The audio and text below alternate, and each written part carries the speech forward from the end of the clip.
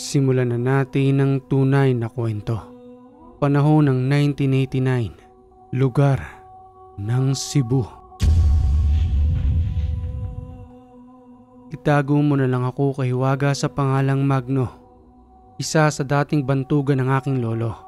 Pagdating sa anting-anting o pangkaalamang espiritual, hindi ko naman masasabing pinakamagaling siya, pero para sa akin, number 1 siya. Lalo na kapag nakakatulong siya sa ibang tao nang walang hinihinging kapalit. Isa nga po pala siyang dating barangay tanod na kahit ang kapitan namin mismo ay humihingi ng tulong sa kanya sa tuwing nagkakaroon ng gulo na hindi nila kayang maawat. At ang halos na maririnig yung kwento ngayon ay karanasan ng aking lolo na naging kasama lang ako noong mga panahong kabataan pa lamang niya. Ako raw kasi ang napili niyang pagpasahan sa kadahilan ng may napipisil umano siya sa akin na maaaring magtanga ng kanyang mga gamit dahil na rin sa kagustuhan kong alamin ang patungkol sa mundo ng espiritual. Magno, sumama ka sa akin. May pupuntahan tayo nila Kapitan Santiago. Meron daw kasi nag-aamok dyan sa ibaba ng barangay.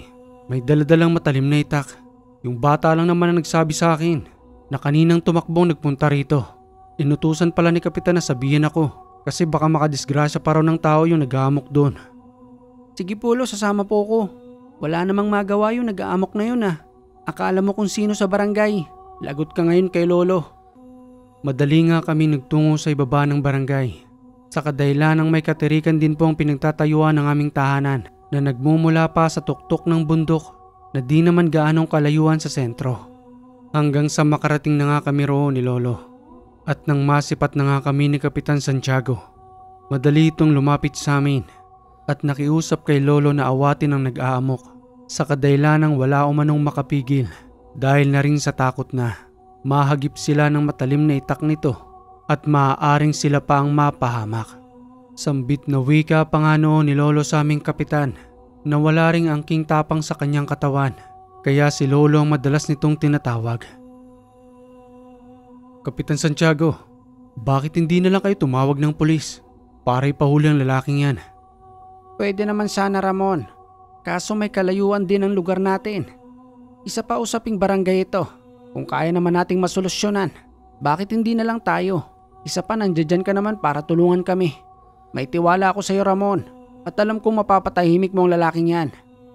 Apo Magno, hawakan mo nga itong jacket ko, lalapitan ko lang lalaking yan. Walang pagdadalawang isip na lumapit si lolo, ni kahit na isang patalim ay wala itong dala. Maliban lamang sa napapansin ko sa kanyang bibig na patuloy itong nag-uusal. Subalit walang boses na lumalabas sa kanya na para bang kabisado niya ang kanyang binibigkas habang patuloy na naglalakad. Maya-maya pa nang mapalingon sa kanyang lalaking nag-aamok. Umakbang ito ng isang beses papalapit kay lolo. Subalit matapos iyon ay hindi na ito nakagalaw hanggang sa lumuhod na lamang ito sa kanyang harapan at tiniabot sa kanyang matalim na itak nang wala pa siyang ibang ginagawa kahit nga na magsalita sa harapan ng lalaking yon. Hanggang sa umiyak na lamang ito at napayakap pa kay lolo. Napagalaman niyang problema sa pamilya at iniwan umano siya ng kanyang magina dahil na rin umano sa kakapusan ng pinansyal. Subalit pinayuhan na lamang ito ni Lolo Ramon na hindi magiging solusyon ang pag-aamok na yon sa kanyang problema. Itinayo ni Lolo Ramon sa pagkakaluhod ang lalaki at nang muli itong makalakad, humingi rin ng tawad kay Kapitan Santiago pati na rin sa mga taong nanduroon na kanina pa siyang pinagmamasdan. Tinanggap naman ng kapitan ang kanyang paghingi ng tawad, ngunit kinausap pa rin ito sa loob ng barangay hall upang lubusang mapagpayuhan na wag na muling gagawin ang kanyang maling ginawa dahil maaari siyang makapahamak o siya mismo ang mapaslang ng mga taong napapadaan doon. Sambit na wika pa nga ni Lolo Ramon habang nakayuko ang lalaki. Wag mo na uling gagawin yun Pipito ha. Kaya rin siguro iniwan ka eh. Baka naman laging mainit ang ulo mo. Idahan mo sa maayos na pakiusap. Ang asawa mo siguradong umuwi lang yun sa mga magulang niya. Pwede mo namang suyuin. Basta gandahan mo lang yung pananalita mo. At saka iparamdam mo sa kanila na mahal mo sila. Para naman muling bumalik ang asawa mo sa'yo. At muli na rin kayong magsama. Pasasalamat lang naman ang paulit-ulit na sinasabi ni Pepito hanggang sa paalisin na ito ni Kapitan Santiago na muli nang bumalik sa kanyang tahanan. Hindi maiwasang humanga ni Kapitan Santiago sa aking lolo noon dahil sa pagiging simple nito na walang halong kayabangan sa kanyang katawan. Wika pa nga nito kay lolo noon habang nakahawak sa kanyang balikat. Iba ka talaga, Ramon. Tumitindig ang balahibo ko sa iyo sa tuwing lumalapit ka. Ang lakas ng presensya mo. Ano bang mga salita ang binibitawan mo kanina habang papalapit ka kay Pepito? Wala naman ho, Kapitan. Kung ano-ano lang ho yun na hindi naman makakatulong sa inyo. O paano ho ba yan? Uuwi na kami ng aking apo kasi tsak hinihintay na kami ng kanyang lola. Mag-aani pa kasi kami ng palay dahil saktong init ngayon. Kinakailangan na rin namin pagkakitaan yung aming tinanim. Sige, Ramon, maraming salamat. Kahit kailan hindi mo pa ako binigo. Mamayang gabi magro-ronda tayo sa barangay. Kinakailangan kong tulong mo. Wag na wag kang mawawala. Hanggang sa umalis na kaming dalawa ni Lolo roon. Madaling nagtungo sa kanyang tahanan. Kinuha ang matalim na karit at saka nagtungo ito sa kanyang palayan. Dali-dali nitong tinulungan si Lola sa pag-aani. Hindi naman kalakihan ang palayan na yun. Subalit doon sila kumukuha ng kanilang pang-araw-araw para sa kanilang kinakailangan sa tahanan. Dahil na rin sa liit ng sahod ng barangay tanod na halos hindi makakabuhay ng pamilya. Subalit binubuwis ni Lolo ang kanyang buhay doon dahil na rin sa pakiusap sa kanya ng kapitan. Wika pa nga ni Lola Rosario nang makitang kasama ko ni Lolo na nagtungo sa kanilang palayan. Isinama mo na naman yung paborito mong apo. Ay naku, Ramon, gusto mo talagang matulad siya sa'yo, no? Kaya ipinapakita mo sa kanya kung anong meron ka. Kung ako naman sa'yo, Magno, huwag ka na ngang magsasama rito sa lolo mo. Naku, si Rosario naman. Si Magno na nga lang malapit sa atin eh. Kaya siyang madalas kong kasama dahil yung mga ibang apo natin nasa malayong lugar. Alam mo namang sabik na rin ako sa mga bata eh. At isa pa, nakikita ko ang sarili ko sa kanya. Kaya naman huwag ka nang kumontra. Pabayaan mo na kami maglolo. Napakunot noon na lamang noon si Lola dahil sa mga sinabing yon ni Lolo. Hanggang sa magpaalam na nga ako at umuwi ng aming tahanan. Sa pagdating ng kinahaponan, mga bandang 5:00 yun ng hapon. Masarap pa rin ang pagkakahimbing ko sa kadailanang sa tuwing umuwi ako ng bahay. Pilit akong pinapatulog ni Inay sa tanghali kaya minsan nga hapon na akong nagigising lalong-lalo na kapag walang klase. Hanggang sa marinig ko ang boses ni Lolo na tinatawag ang aking pangalan at nagwiwika ng, Magno? Magno apo, tumayo ka na riyan. Samahan mo ako. Ipinagpaalam na rin kita sa iyong inay at itay. Sige na't magmumug ka na ron. Bakit po, Lolo? Saan po ba tayo pupunta? Samahan mo lang ako. May papakita ko sa iyo. Nagmamadali nga akong nagmumug at pagkatapos ay kumapit ako sa kamay ni Lolo. Nasa 12 anyos ako ng mga oras na yon at nagtungo kami sa isang puno ng akasya kung saan may daladala siyang isang libro upang unti-unting ipamulat sa akin ang lihim na karunungan na meron siya na ipinagkaloob pa umano sa kanya ng kanyang itay magmula pa sa aming ninuno. At dahil nga sa aking murang edad sa mga oras na yon, wala akong nagawa kung di tumango na lamang hanggang sa bahagya itong dumistansya at nagtungo sa may gilid ng puno habang may kinakausap si Lolo. Subalit wala naman akong makita hanggang sa gumalaw ng bagya ang dahon ng puno ng akasya.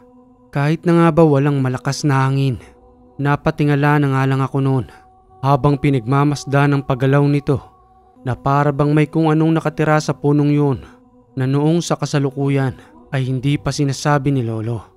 Hanggang sa matapos na nga silang makapag-usap ng nasabing nilalang.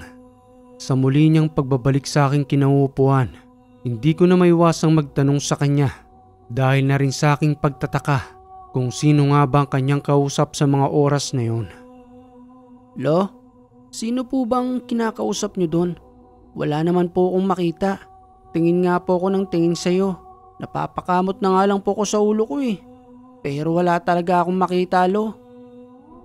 Tugong wika naman sa akin ni Lolo na hindi ko inaasahan sa kanyang isasagot patungkol sa naninirahan sa puno ng akasya. Buksan mo ang iyong isipan, Apo, dahil may mga bagay at pangyayari dito sa mundo na hindi mo basta-bastang maunawaan. May kaibigan akong naninirahan sa punong ito. Isa siyang kapre na nagbigay sa akin ng medalyon. Kapre pulo? Ano po yun? Isa siyang maitim at malaking uri ng nilalang. Hindi siya pangkaraniwan, Apo, at namumuhay din siya sa lupang ito. Nakasabay din natin dito sa mundo. Subalit kaiba sila ng uri. Mga tao tayo. Sila naman ay engkanto na namumuhay sa mundo ng espiritual at ang may mga kakayanan lang din ang makakausap nila. Nagsimula ang lahat ng maging kaibigan ko siya. Nang araw-araw na ako nagbabasa ng librong ito. Dito rin mismo sa ilalim ng puno ng akasya. Matatakot ka nga lang kapag una mo pa lamang siyang nakita. Dahil na rin sa kanyang anyo. Subalit may kabutihan naman siyang loob na hindi tulad ng ibang engkanto. Magiging kaibigan ko rin po ba siya, Lo?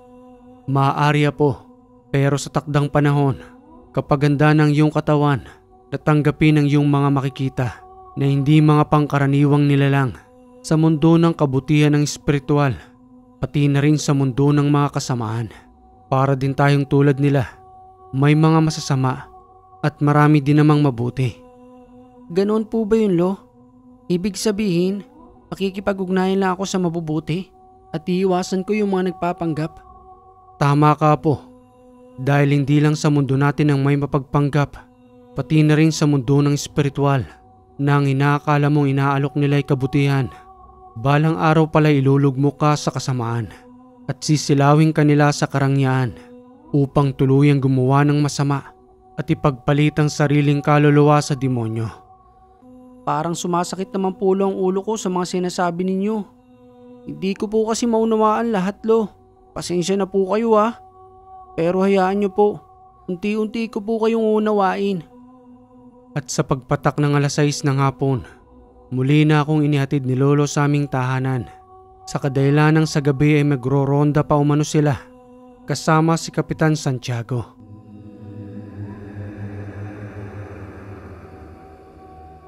Makalipas ang 2 buwan, unti-unti nang natatanggap ng aking isipan ang lahat ng mga sinasabi sa akin ni Lolo, pati na rin ang patungkol sa kapre na kanyang kaibigan. At kapag hindi nga napupunta si Lolo sa aming tahanan, mag-isa akong nagtutungo sa puno ng akasya. Hindi naman iyon kalayuan sa aming tahanan. Pinapakiramdaman ko kung magpapakita ba sa akin ng kanyang kaibigang kapre. Subalit sa araw-araw kong pagpunta roon, wala naman akong kakaibang nararamdaman maliban sa bagyang paggalaw ng mga dahon na napaka-weirdo para sa akin dahil para bang may nakaupo roon habang dinuduyan ng mga dahon upang sabihing nandoon siya at tunay ang sinasabi sa akin ng aking lolo. Hanggang sa isang araw, natsyempohan ko si Lolong naglilinis sa paligid ng akasyang yon habang tinatagpas ang masukal na damuhan at ang lahat ng kanyang mga natagpas, pati na rin ang mga tuyong dahon ng akasya. Pinagsama-sama niya iyon upang sunugin sa may gilid at nakita kong isang makapal na usok. Pati na rin ang isang malaking anyo na dumampi sa makapal na usok na iyon at bagya nga akong napaatras dahil hindi ko may paliwanag ang aking natungayan. At nang mapansin nga ako ni Lolo, napangiti lamang ito sa akin at bagyang umiling-iling na para bang pinagtatawanan ako. Pagtatanong na wika pa nga nito sa akin habang patuloy ang pagimbak ng mga damo kung saan nanggagaling ang makapal na usok. Ano bang nakita mo, Magno? Bakit parang namumutla ka? Kasi Lo, parang may malaking tao dyan eh. Dyan mismo sa may usok na nanggagaling sa apoy. Tao? Wala namang ganong kalaking tao. Bakang sinasabi mo yung kaibigan ko. Nakita mo ba siya sa pamamagitan ng usok? Yun na nga po lang ibig ko sabihin sa inyo, na baka kaibigan niyo po yung nakita ko. Nandito ho ba siya ngayon? Oo, Magno, nandito siya. Tuwang-tuwa nga siya ngayon eh. Dahil hindi ko raw pinapabayaan ang kanyang tahanan. Dahil na rin sa paglilinis ko rito. Kaya po pala, parang dumungaw siya sa makapal na usok na ito. Sakto naman na napalingon ako. Pero hindi po basta-basta ang laki niya, Lo. Huwag mo ipagsasabihan kahit kanino, Apo. Dahil baka pagtawanan ka lang nila at sabihin gumagawa ka na naman ng kwento. Mahirap na, kaya mas mainam na lamang na manahimik at sa mga taong may kakayanan ka lamang maaaring magkwento para naman magkapareho kayo ng isip at walang magduda bawat isa sa inyo. Bahala po sila Lo kung maniniwala sila sa akin o hindi. Basta ako nakita ko yung kaibigan nyo sa pamamagitan ng usok. Siya nga po pala Lo, pwede po ba akong makahingi ng imprenta ng libro ninyo? Para naman po makapagbasa-basa ako at kahit papano may unti-unti na akong natututunan. Hindi yung maghihintay pa po ako ng turo ninyo. Ayos lang po ba yun Lo? Na kung maaari ipa-imprenta po natin. Pagpasensyahan mo na po. Hindi maaaring ipa-imprenta ang librong yon. Siguro sulat maaari pa. Pero kung ipapa-imprenta, maaari kasing magkaroon ng kopya ang iba noon. At kung sakaling magkagayon man, kung pag-aaralan nila ng walang nagtuturo, maaaring ikabaliw nila o maaaring pasakitan sila ng mga gabay na sa bawat inkantasyon ay maaaring mali nilang maibigkas at yun ang magiging dahilan ng kanilang pagkabaliw sa kadahilan ng iba't ibang elementong maaari nilang matawag. At ang masama pa doon, baka elemento pa ng kasamaan o mga demonyo ang manahan sa kanilang katawan. Hindi po pala basta-basta ang pag-aaral niyan Lo. Ang akala ko kapag pinag-aralan ko na, magkakaroon na ako ng kakaibang kapangyarihan. Tulad po ng ginawa nyo dun sa nag-aamok nung nakaraan na may daladalang matalim na itak. Siya nga po pala Lo, paano nyo pong napaamo ang lalaking yun? Samantalang kahit si Kapitan, hindi niya maawat ang lalaking nag-aamok. Ginamitan ko siya po ng mga buhay na salita at ang salitang binitawan ko sa kanya ay pangpaamo na kahit na ano pang tapang niya, kayang-kaya ko siyang paamuhin sa pamamagitan lamang ng pagbulong ng salita na ipinukul ko sa kanya mismo. Napakahiwaga po pala talaga niyan Lo, kaya nga po idolong-idolo ko kayo eh. Biruin mo yun, walang ano-ano ibinigay niya sa iyo yung kanyang matalim na itak. Napaluhod pa nga po siya sa inyo at humingi ng tawad. Para siyang maamong tupa, nakabaliktara naman nung nag-aamok siya. Ito ang wag mong kalilimutan na po na ang bawat mga inkantasyon o mga buhay na salita ay wag na wag mong gagamitin sa masama o wag na wag aabusuhin sa kadahilanang wala yang ibang babalikan kundi tayo mismo, pati na rin sa ating kaapu-apuhan na magmamana ng negatibong enerhiya na manggagaling sa karma. Ang mahalaga po ay nalalaman mo ang lahat ng ito sa kadahilanang hindi natin masasabi ang panahon. Kapag tumanda na ako, wala akong ibang pagpapasahan kung di ikaw. Kaya dahan-dahan kitang inihahanda para sa mga susunod mong suliranin sa buhay kapag dumating ka na sa tamang edad. Kaya wag na wag mong kakalimutan ang mga pamiling sinabi ko sa'yo upang makaiwas ka sa matinding dilubyo balang araw. Tatandaan ko po yan Lo. Hindi ko po makakalimutan ang mga sinasabi ninyo. Hanggang sa unti-unti nang bumababa ang apoy at tumihina na rin ang usok. Minabuti muna naming hintayin ni Lolo na mawala ang apoy bago kami umalis sa ilalim ng akasyang yon. Subalit sa hindi namin inaasahan ni Lolo, may napadaan na 4 na kalalakihan. May daladala pang ang alak ang mga ito habang wala na sa kanilang katinuan na nasa ilalim na ng espiritu ng alak. Sambit na wika pa nga ng isa roon na kilala naman si Lolo Ramon. Tingnan mo yung dalawang maglolo. Ayun si Ramon. Ang sip-sip na barangay tanod sa ating kapitan. Akala mo kung sino yan eh. Sabi pa nga ng iba may anting-anting daw yan. Tingnan kaya natin kung hanggang saan ang anting-anting niya ngayon. Matagal na rin ako nayayabangan sa lalaking yan eh. Akala niya siguro obra sa atin ang anting-anting niya. Bagya akong ikinubli ni Lolo sa tabi na akasya. Nagsambit pa nga ito ng salita roon. Nabantayan ang kanyang apo dahil may tuturuan lamang siya ng leksyon. Hanggang sa hinarap na nga ni Lolo Ramon ang 4 na kalalakihan habang nagwiwika ng, "Bay, manguli na mo. Mga hubog naman mo. Ang alak bay, ibutang sa sikmura, dili sa ulo," nang ibig sabihin sa Tagalog na lingwahe. "Umuwi na kayo pare. Mga lasing na kayo. Ang alak nilalagay sa tiyan at hindi sa ulo. Sige na, habang nakakapagtimpi pa ako." Mayabang ka talaga Ramon. Matagal na ako nagpapasensya sa'yo. Ito na ang pagkakataon para matikman mo ang galit ko. Masyado kang pabida sa barangay. Kanya pat ba napapaamo mo yung mga lalaking nag-aamok? Pwes kami ngayon subukan mo. Kung kaya mo kami ng mga orasyon-orasyon mong yan, hindi yan tatalab sa amin. Hanggang sa magbitaw ng mga salita si Lolo, pansin kong kalmado lamang siya, na para bang walang kinakaharap na problema. Alam mo yung walang katakot-takot na dumadaloy sa katawan? Ganun na ganun habang tinitingnan ko si Lolo.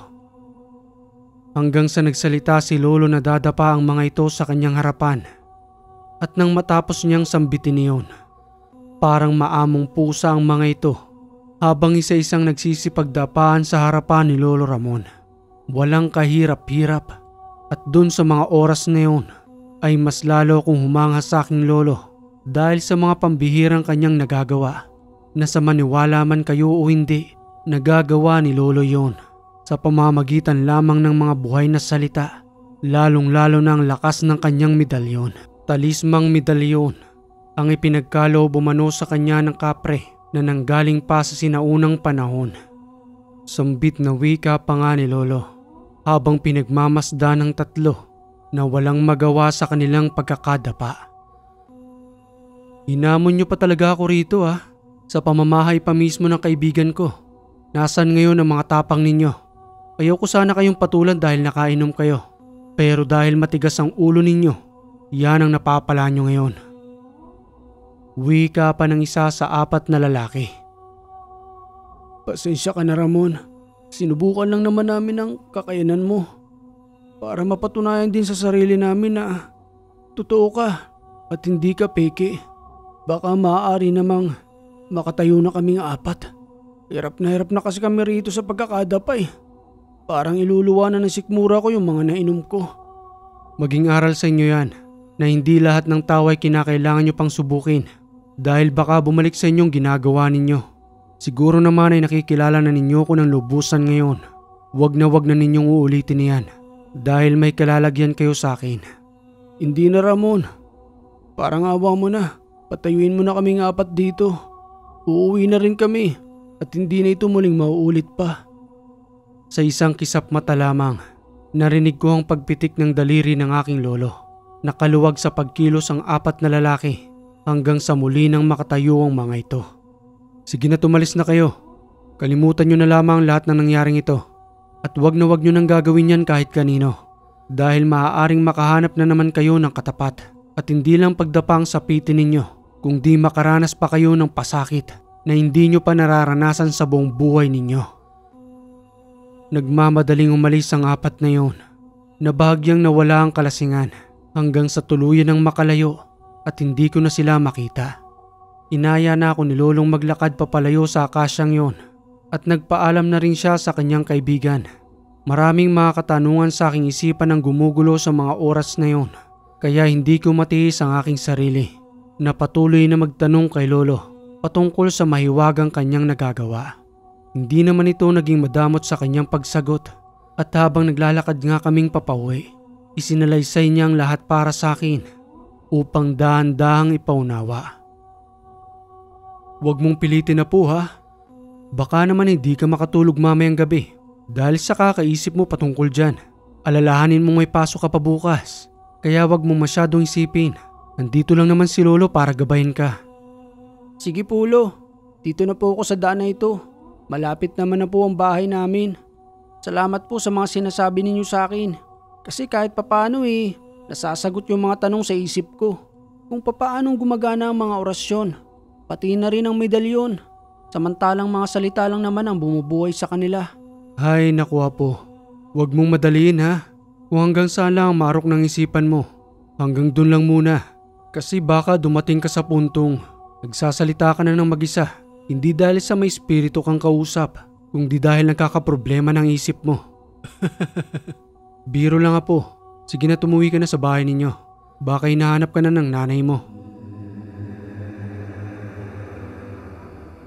Makalipas ang ilang taon hanggang sa tumungtong na ako ng 21 at ang lahat ng mga kaalaman ni Lolo Ramon ay pinasa niya sa akin, maliban na lamang sa kanyang medalyon na patuloy niya pa ring pinangangalagaan.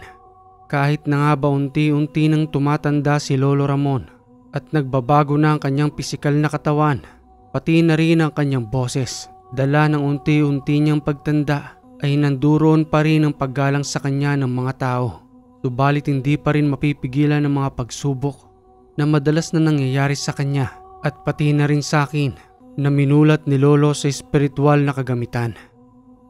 Hanggang sa isang araw, nagtungo kami sa kabayanan dahil na rin sa paanyaya ng kaibigan ni Lolo na isa ring antingero roon at magkikita-kita umano sila ng kanilang mga kasamahan na may kanya-kanya ring kargas sa katawan. Subalit hindi talaga maiiwasan sa isang samahan na may angkin ngang kagalingan sa espiritual at may kakaibang lakas. Subalit may kahinaan dahil na rin sa pinapairal nito ang kayabangan sa kanyang katawan. At nang makarating na nga kami ni Lolo sa nasabing lugar, tahimik lamang kaming nakaupo sa may gilid. Hanggang sa lumapit ang kaibigan ni Lolo na itago na lamang natin sa pangalang Rodrigo. Ay Ramon, mabuti naman at nakarating ka. Ang akala ko ay hindi ka na naman makakadalo. Malamang inirarayuma ka na. O kaya naman ay hindi na makalakad dahil sa sakit ng tuhod mo. Ganoon talaga Rodrigo. Matanda na tayo. Pero ang katawan lang natin ang tumatanda at hindi ang ating isipan. Lalong-lalo na ang ating puso. May nararamdaman akong kakaiba rito. Mukhang nagpapasok ka na naman ng negatibong enerhiya na ang ginagamit ay sa kaliwa. Pero nagpapanggap na kanan. Alam mo nang sinasabi ko Rodrigo. Pabayaan na natin siya Ramon. Makulit Gustong-gustong makidalo sa atin. Para daw mano masubukan niya ang kanyang kakayanan. Pero ewan ko lang kung saan siya rito pupulutin. Eto ba ang apo mo? Yan na nga Rodrigo. Veterano na yan at tasanghasanan ng panahon. Matapos makapag-usap ng dalawa, pinalipat kami ng upuan ni Mang Rodrigo hanggang sa mapaupo kami sa isang table na kung saan nandoon ang sinasabi ni Lolo na gumagamit umano ng kaliwa subalit nagpapanggap na kanan upang subukin lamang ang mga nanduroon. Nagkanya-kanyang pakitaan ng mga gamit, gayon na rin ang mga kakayanan na sa mga oras ko lamang na iyon natunghayan. Sa maniwala man kayo sa akin o hindi, may mga taong hindi pangkaraniwan ang angking kaalaman na kahit na paulit-ulit mo silang barilin o kaya naman ay tagpasin ng itak, ni hindi man lamang ito nasusugatan o kaya naman ay kung maputukan man ang baril, ni hindi tumatagos sa kanilang balat. At minsan naman ay ang bala pa ang hindi tumatama sa kanila. Napakahirap ipaliwanag ng ganung mga pangyayari, lalo na kung ang kausap mo ay isang normal lamang na tao na walang angking kakayanan patungkol sa espiritual at malamang pagtatawanan ka lamang dahil sa hindi nila alam ang ginagawa mo. Sambit na wika pa ni Mang Rodrigo na namumuno sa samang iyon na nagpatawag ng pagtitipon. Walang gagamit sa inyo ng panudla at kung sino man ang gumamit sa inyo, tatanggalin na sa samang ito. Hindi kailangan ng panudla para sa pagsusubok ng mga gamit. Lalo pat kung nakasuot ito sa nagtatangan ng kanyang gamit. Alalahanin ninyong magkakasama tayo rito. Alam nyo naman siguro ang ibig sabihin ng panudla. May mga iilang biyasa sa paggamit noon at meron din namang hindi. Kaya kung sino man ang nakakaalam dito, wag na ninyong subukan. Dahil maaaring mapahamak ang isa sa ating mga kasamahan. Ang panudla ay isang kaalaman na iniihip sa bawat sandata upang tumagos ito sa isang gamit o taong may tangang-tangang anting-anting o kahit nakabal sa katawan upang paslangin ang pinupunterya nito. Sa madaling salita, ang panudla ay pangontra sa malakas na gamit sa pamamagitan lamang ng pag-ihip sa baril o kaya naman ay sa itak. Hanggang sa napansin ni Lolo Ramon, tumayo sa kanyang kinauupuan na gumagamit ng kaliwang kaalaman at nagtungo sa amin upang subukin umano ang gamit ni Lolo na nasa kanyang dibdib na matagal niya nang pinangangalagaan. Tumanggi si Lolo sa paanyayang yon sa kadahilan ng hindi niya umano sinusubukan ang kanyang talisman dahil sa mga nagdaang taon hanggang sa tumanda na nga siya ay subok niya na ang kanyang medalyon na ipinagkalob sa kanya ng kapre. Pinagtawanan lamang si Lolo ng lalaki na nagngangalang Budok at pinagsabihan pa siyang mahina ang kanyang gamit espiritual kaya ayaw umano nitong pasubukan. Napangisi nga lang noon si Lolo dahil sa kakaibang ugali ni Budok. Dahil na rin nga sa may kayabangan ito na namumutawi sa kanyang mukha at katawan. Dahil na rin sa reaksyon at pagkilos. Sambit na wika pa ni Lolo Ramon habang nakangisi. Iho, pasensya ka na. Wala na akong oras para sa pagsubok ng gamit. Nagpunta lamang ako rito para sa paanyaya ng aking kaibigan. Baka kasi magtampo na sa akin dahil sa hindi naman talaga ako dumadalo rito. Pinagbigyan ko lang siya sa panahong ito ngayon. Baka kung maaari iba na lamang ang subukan mo at wag na lamang ako. Tugong wika naman ang nagngangalang Budok. Ikaw nga ang gusto kong subukan eh. Wala nang iba. Kasi bali-balita ako dun sa lugar ninyo. Ikaw raw ang bantog dun at ginagalang ka sa inyong lugar. Ang iba naman dito mga mahihina eh. Maliban lamang sa'yo na kanina pa kitang tinitingnan at nasisilaw ako sa medalyon mo na kanina pang kumukuha ng aking atensyon. Ano tanda? Pagbibigyan mo na ba ako? Ayaw mo lang kasing mapahiya kaya todo ang tanggi mo. Hindi naman sa ganon, iyo. Pasensya ka na talaga. Hindi ko ugaling sumubok ng mga gamit. Lalo pat kung pinagkakatiwalaan ko na ito. Dahil ang gabay ng aking medalyon ay tunay kong kaibigan. Saan ka nakakita ng sinusubukan mo ang kaibigan mo? Para lang sabihin gumagana ito. Kung ako sa'yo, Budok, umuwi ka na sa inyo. Wala ka pa sa kalahati ng karanasan ko. Ibang tao na lamang ang subukan mo at wag na lamang ako. Nakisabat na ako sa usapan ng dalawa dahil na rin sa pangungulit ng Budok na yon na talaga namang ang punteriya niya lamang ay makasagupa si Lolo at upang ipahiya si Lolo sa mga taong wala siyang kakayanan at walang silbi ang kanyang medalyon. Oy Budok, umalis ka na nga rito. Huwag mo nang pilitin ang matanda kung ayaw. Gusto mo tayo na lang eh. Subukan mong kakayanan ko para naman matigil na yung kayabangan mo. Oy batang nagpapanggap na malakas. Huwag ka na nga makisabat-sabat sa amin. Hindi ikaw ang kausap ko, kundi ang matandang ito. Pabayaan mo na siya, Magno. Pagbibigyan ko ang taong ito dahil na rin sa hiling ng aking kaibigan.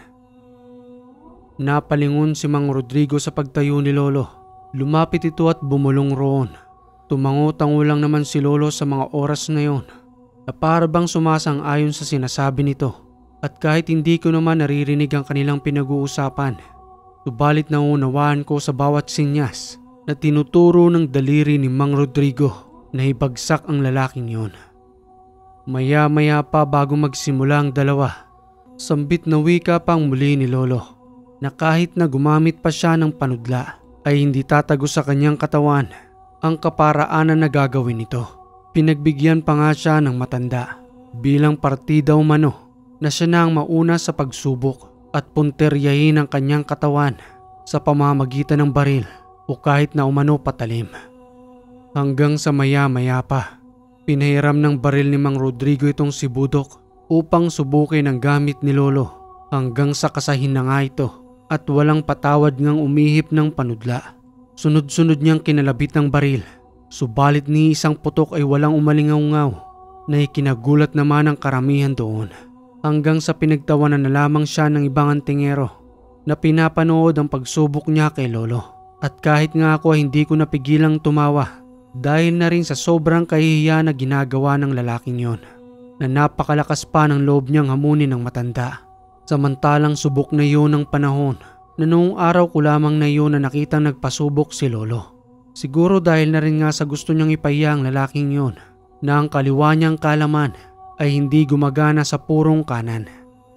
Muling sambit pa ni Lolo Ramon habang nakatayo sa may gilid na nakatutok pa rin ang baril na gamit ni Budok. Tapos ka na ba, iho? Nakontento ka naman ba sa iyong pagsubok sa akin? Dahil kung hindi pa, ipagpatuloy mo lang yung ginagawa mo. Malay mo, makatsamba ka ng isang putok at tumama sa aking katawan. Ibig sabihin lang nun, gumagana ang panudla mo. Pero kung ipagpapatuloy mo lamang yan at hindi puputok ang baril, patuloy ka lamang mapapahiya, iho. Kaya kung ako sa'yo, umuwi ka na. Dahil kapag ako ang sumubok sa iyong mga gamit, malamang ay tatago sa iyong katawan ng bala. Dahil na rin sa hina ng iyong proteksyon at maaaring ikamatay mo pa iyon. Kinuha na lamang ni Mang Rodrigo ang baril At dahil sa kahihiyan na natanggap ng lalaking yon, siya na mismo ang kusang umalis upang matigil na ang pagtitinginan sa kanya ng mga taong nanduroon. Sambit ng wika pa ni Mang Rodrigo nang lumapit ito kay Lolo Ramon. Tama lang yung ginawa mo, Ramon. Para naman masabi niya sa kanyang sarili na hindi siya dapat maaaring magyabang. Lalo pat ang kakayanan niya ay nanggaling pa sa kaliwa. Tinanggap ko lamang naman siya sa samahang ito kasi baka magbago pa. Pero para bang mas lalo siyang lumalala at gustong subukan ng mga tao rito. Yun nga lang, maling tao ang nasubukan niya. At ikaw pa talaga, Ramon. Ay nako, kaawa-awang bata. Yun ang napapala ng kayabangan. Hindi lahat ng taong makakatunggali niya ay kaya niya. Makakahanap siya ng katapat. Pasalamat na lamang siya at hindi ko na sinubukan ang kanyang kakayanan. Pabulong na wika ko naman kay Lolo nang muli kaming maupo sa may gilid ng lamesa. Ang galing niyo po talaga, Lo. Magpahanggang sa ngayon napapahangan niyo pa rin ako. Kahit na nga ba'y tinuro niyo sa akin ang mga kaparaanan. Pero patuloy niyo pa rin akong tagahanga. Kahit na nga ba tumatanda na kayo. Wala pa rin kayong kupas. Kaya nga idolo kita eh. Minsan lang ako magyabang, Apo. Kaya nilobos-lobos ko na ngayon upang mapahiya rin ang lalaking yon at tuluyan na umalis sa samahang ito. Mahirap magkaroon ng anay dahil unti-unti niyang sisirain ang pundasyon upang hikayatin ng iba rito para umanib sa kanya at sabihin ang kaalaman niya ang malakas. Kaya ginawa ko lamang naman iyon upang maiwasan ang pagkalagas ng samahan dahil lamang sa isang anay na sisira ng pundasyon. Tama po kayo, Lo. Lalo na't pinaghirapan ito ni Mang Rodrigong buuin. Tapos dahil lang sa isang tao, maaaring nang magkawatak-watak. At sa pagdating nga ng hapon, nagpaalam na kami ni Lolo kay Mang Rodrigo at ang bawat isa roon ay nagsipag-alisa na rin. At habang binabaktas namin ni Lolo ang daan, may kakaiba kaming nararamdaman. Mag-aalas 7 na iyon ng gabi, malapit na rin sa aming tahanan. Dahil nga sa may katirikan ng daan patungo sa aming bahay, nagmamasid-masid lamang si Lolo sa paligid hanggang sa may mamataan siyang hindi pangkaraniwang aso habang may pambihirang laki at may nakatayong lalaki sa tabi nito. At kahit na may kadiliman ng daan, alam ni Lolo Ramon na ang lalaking yon ay ang nagngangalang si Bodok. Sambit na wika pa ng matanda. Alam kong ikaw yan. Huwag ka nang magtago sa dilim. Nagsama ka pa ng isang kaibigan mong aswang. Ipagpatawad mo ang ginawa ko sa iyo kanina. Ikaw ang nagsimula ng iyong kahihiyan at hindi ako. Pinatulan lamang kita. Subalit kung hindi mo matanggap ang pangyayaring yon, wala na akong magagawa sa iyo. Kaya padaanin mo na lamang kami kaysa may mangyari pang masama sa inyong dalawa. Ipinahiya mo ako, tanda. Ang akala mo ba mapapatawad kita? Papaslangin ko kayong maglolo. Ngayon din sa dilim na ito, hindi kita mapapatawad sa ginawa mo sa akin. Natatawa naman ako sa iyo, iho. Wala naman akong ginawa sa iyo. Ikaw nga itong sinubukan mo ang aking kakayanan sa pamamagitan ng pagtutok ng pistol. Yun nga lang hindi pumutok. Paltik yata ang baril ni Paring Rodrigo. Kaya kahit na anumang kalabit mo, wala man lamang na umalingaw-ngaw na putok. Peste kang matanda ka. Masusubukan mo ngayon ang galit ko. Tugong wika ko naman kay Bodok sa mga oras na yon dahil na rin sa pabalang na pagsasalita niya sa aking lolo.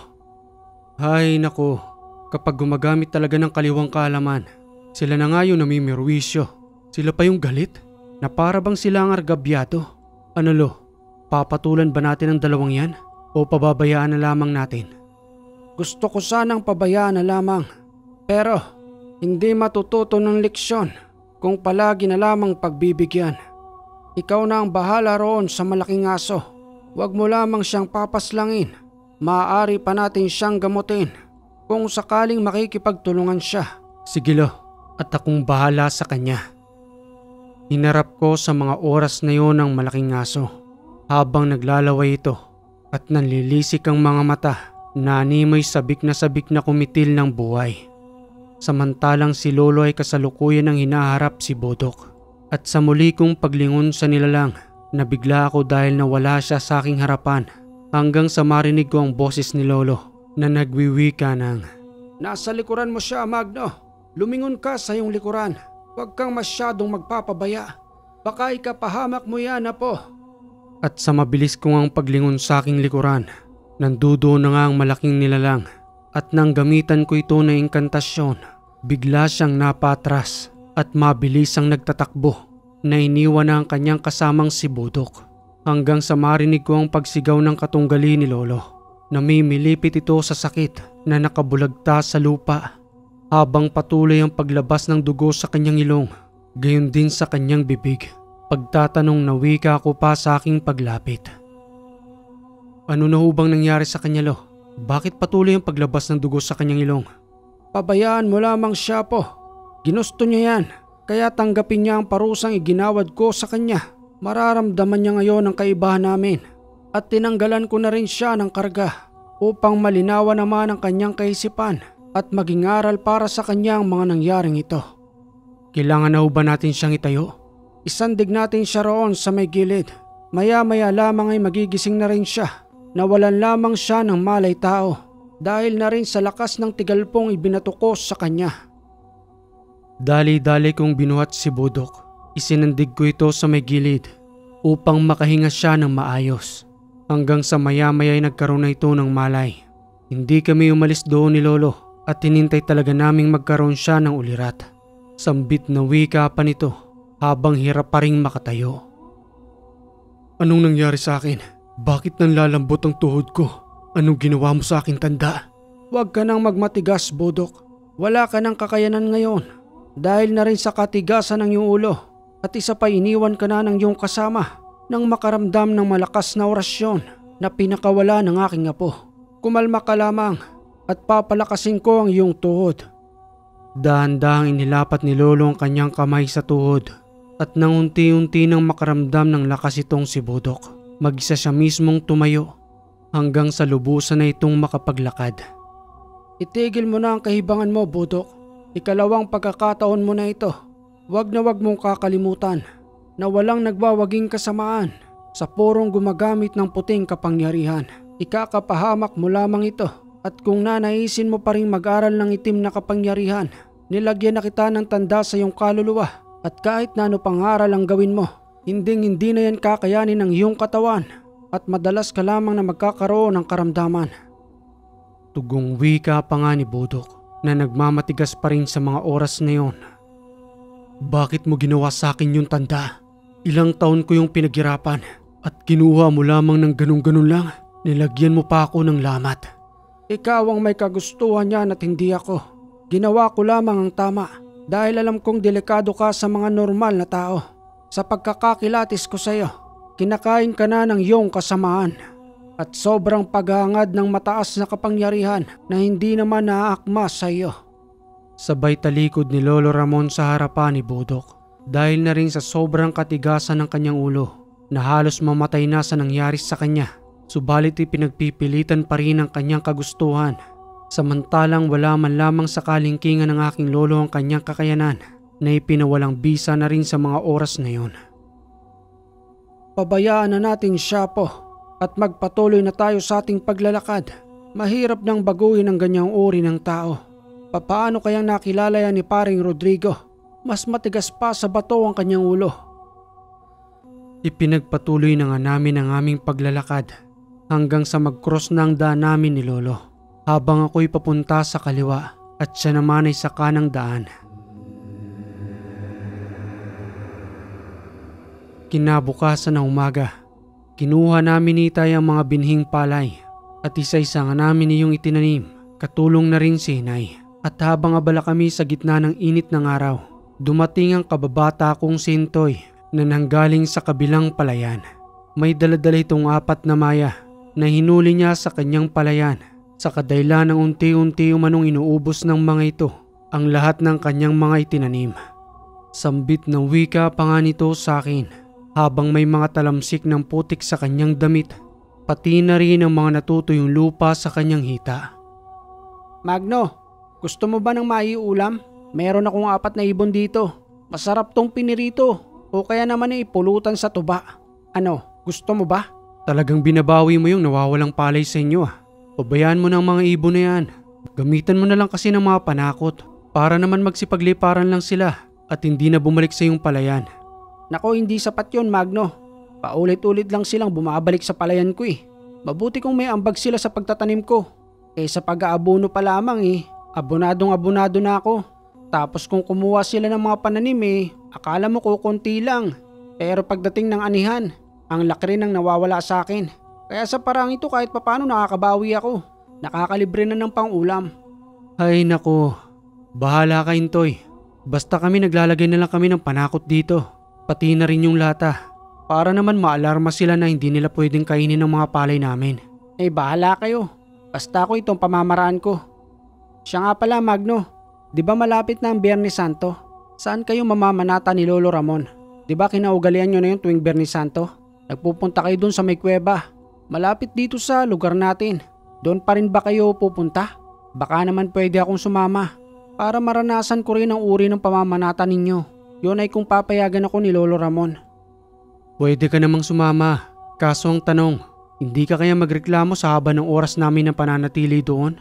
Mahaba kasi kami magdasal ni Lolo na halos ituuna namin ang oras namin sa araw ng Biyernes Santo sa kuwebang yon. Kaya kung gugustuhin mong sumama sa amin, nako baka tulugan mo lamang kami sa loob ng kuweba. Pagkagalitan ka ni Lolo. Yun na nga iniisip ko, Magno. Pero gustong gusto ko talagang sumama sa inyo. Kasi na-imagine ko yung paglalagay ninyo ng mga kandila sa loob ng kuweba. Tapos ang dami-dami na nagbibigay liwanag sa loob ng kuwebang yun. Kahit na nga ba parang nakakatakot. Ano naman bang nakakatakot doon? Tayong tatlo lang naman ang magkakasama sa loob Maliban sa gabay ni Lolo na sumasama rin sa loob ng kuwebang yun. Gabay? Anong klaseng gabay ang sinasabi mo, Magno?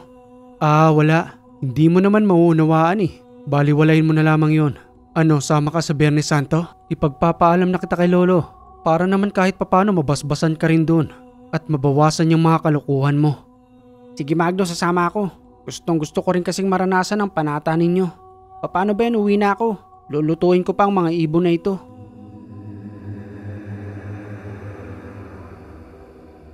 Makalipas ang ilang araw, dumating na nga ang araw ng Biyernes Santo. Maaga pa lamang ay naganda na si Lolo ng mga kandila. Pati na rin ang ibang mga gamit na aming kinakailangan sa pananatili sa loob ng kuweba. Dumating na rin si Intoy habang may daladalang sariling gamit, pati na rin pamalit na kanyang damit sa kadailanang may maliit na bukal ng tubig doon na pinaliliguan namin ni Lolo at ginagamit ding pangbasbas para sa paglilinis ng aming katawan.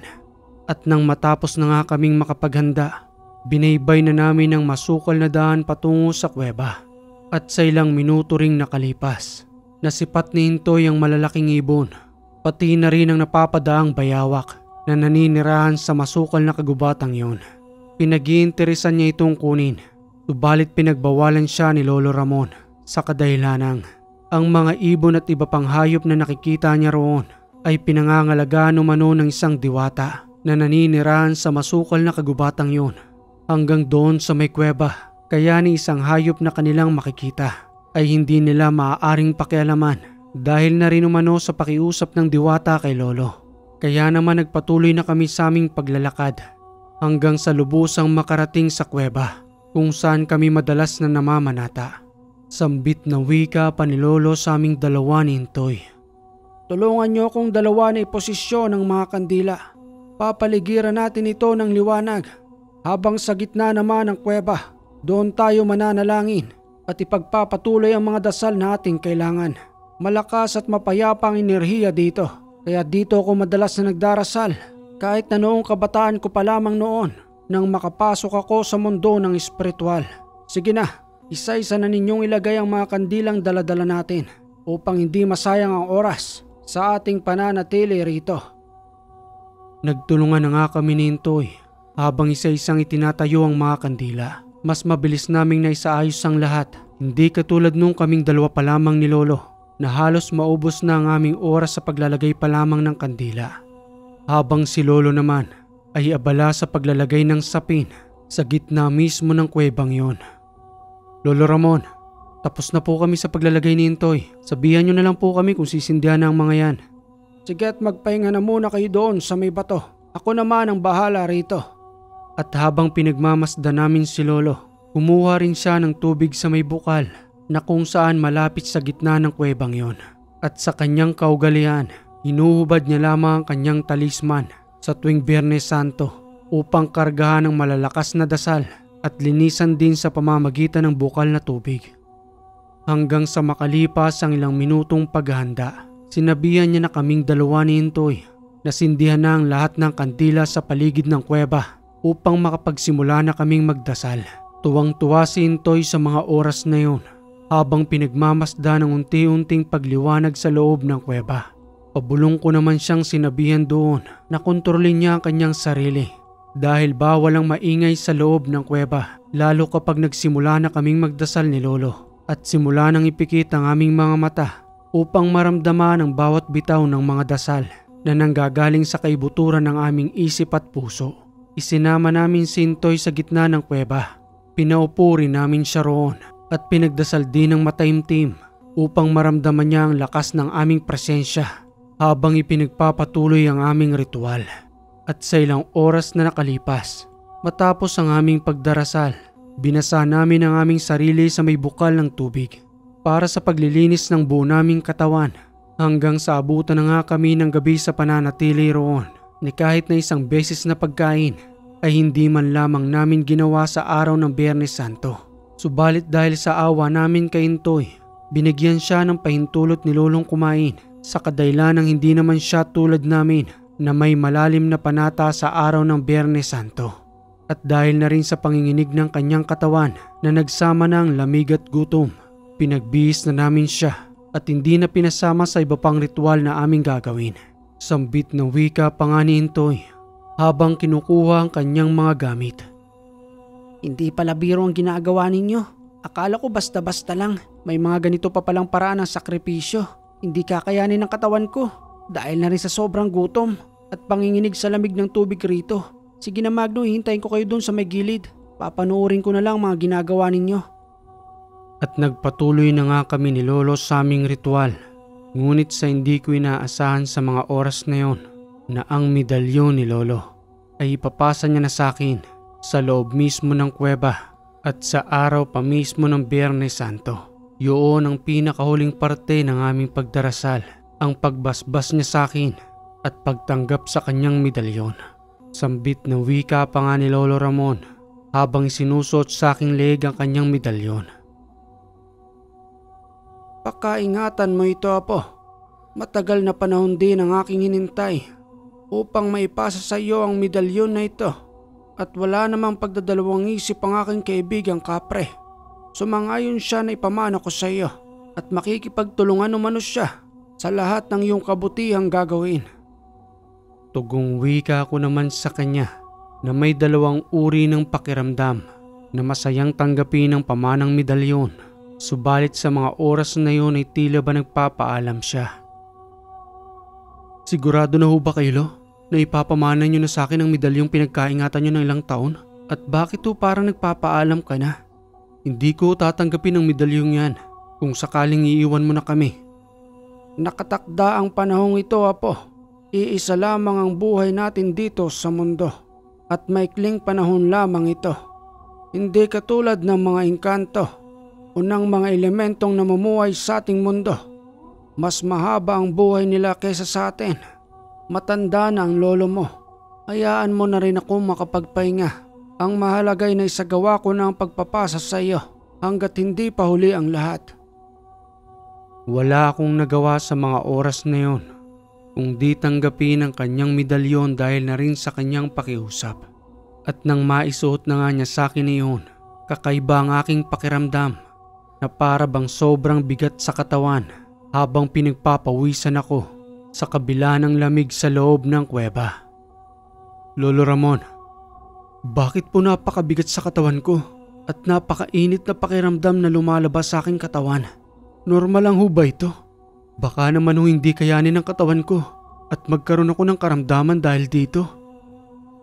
Sa una lamang yan, Apo, hanggang sa masanay na ang iyong katawan.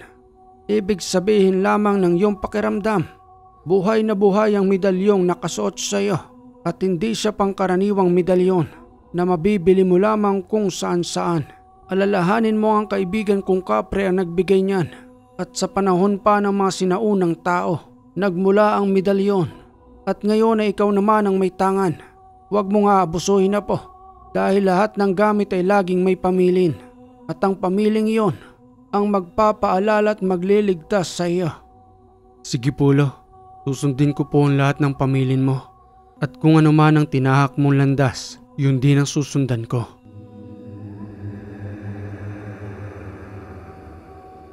Kinabukasan ng umaga nang makauwi na nga kaming tatlo. Kakaiba ang pakiramdam ko noon na para bang napakalakas ng kabog sa aking dibdib na hindi ko naman maunawaan. Hanggang sa maya-maya pa, nagtungo sa aming tahanan si Lola. Habang umiiyak ito, sa kadahilan ng hindi na umano gumigising si Lolo. Bagya lang umano itong napaidlip hanggang sa gisingin na nga umano ni Lola ni hindi na ito gumagalaw at ang kanyang pulso ay wala na. Dali-dali kaming nagtungo roon ng aking mga magulang. Sa paghawak ko pa lang kay Lolo sa mga oras na yun, matigas na nga kanyang katawan. At habang pinakikiramdaman ko ang pagdaloy ng hangin sa kanyang ilong, ni kahit na isa'y walang dumampi sa akin at doon na nga namin nakumpirmang wala ng espiritu ni Lolo. Naiwan na lamang ang kanyang katawan, pati na rin ang alaala ng aming pinagsamahan magmula pa nung bata pa ako at ang lahat ng mga natutunan ko sa kanya. Walang humpay naman ang pagyak ng aking mga magulang, lalong-lalo na si Mama na pang-apat sa kanilang magkakapatid na laging sumusubaybay sa kanila. Magmula pa nang unti-unti na silang tumatanda. Hindi ko mapigilan ang aking sarili na hawakan ng medalyon habang pinagmamasdan si Lolong nakahiga na para bang wala namang bigat sa kanyang pagpanaw sa kadahilanang nagawa niya ang kanyang misyon bago pa man lamang niya nilisan ng mundo. Sambit na wika pa sa amin ni Lola habang umiiyak ito na nakahawak sa kamay ni Lolo.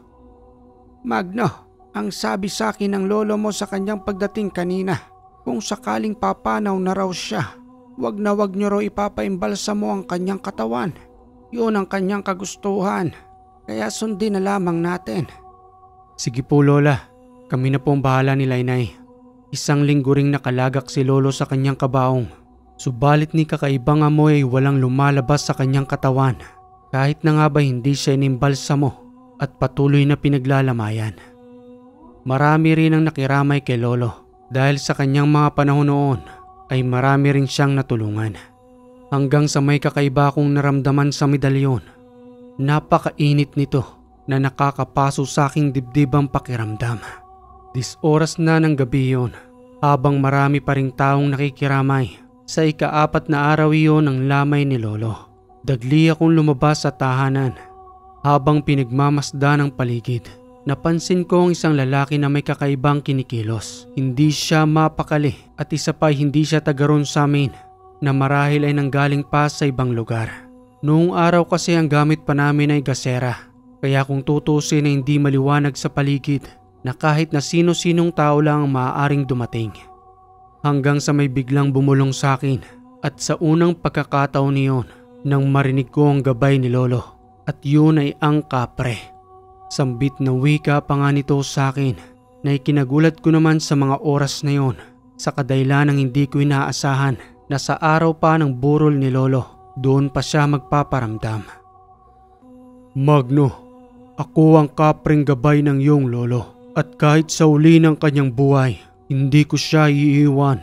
Tingnan mo ang lalaking yon, hindi siya normal na tao. Gusto niyang kunin ang katawan ng iyong Lolo.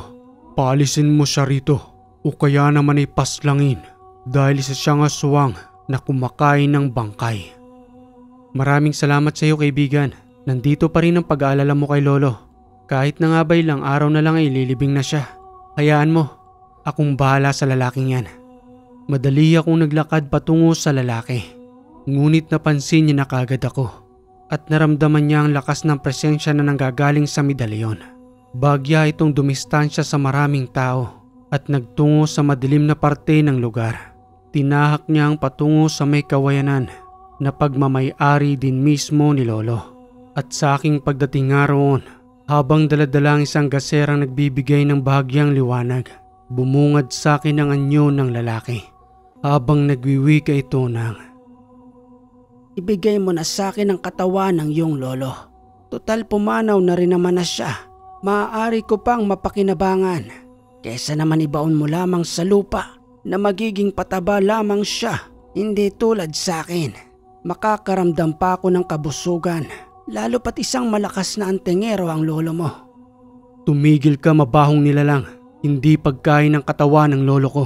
At isa pa, papaanong nakilala mo siya samantalang hindi kita namumukhaan? Saang lupalop ka ba nang galing?